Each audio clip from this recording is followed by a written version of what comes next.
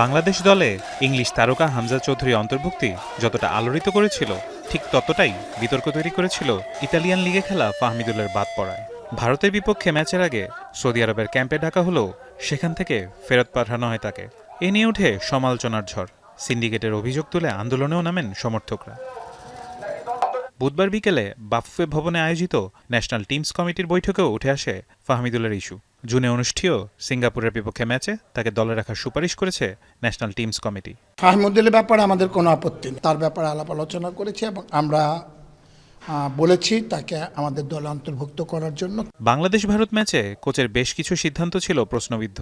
তাই তো কোচের একচ্ছত্র আধিপত্য কমাতে সাবেক ফুটবলারদের সমন্বয়ে ৩ সদস্যের সিলেকশন কমিটির প্রস্তাব দেওয়া হয়েছে বৈঠকে।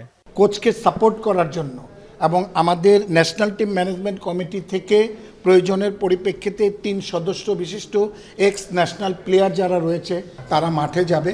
তারা মাঠে যেয়ে তারা প্রত্যেকটা খেলা দেখবে, খেলা দেখে তাদের চয়েসটা কোচের সাথে শেয়ার করবে। দেশের চলমান লিগের সবশেষ ম্যাচ হবে ২৯ মে, তাই ৩১ মে ডাকা হবে জাতীয় দলের খেলোয়াড়দের। ১০ জুন ম্যাচকে সামনে রেখে একটি প্রস্তুতি ম্যাচও খেলবে টিম বাংলাদেশ।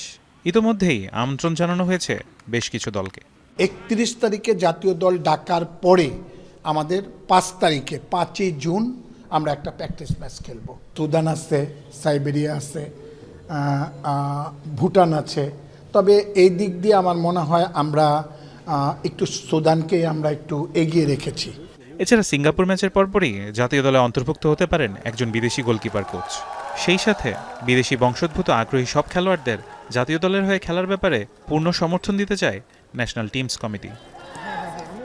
ফারহান ইহসান, এখন, ঢাকা।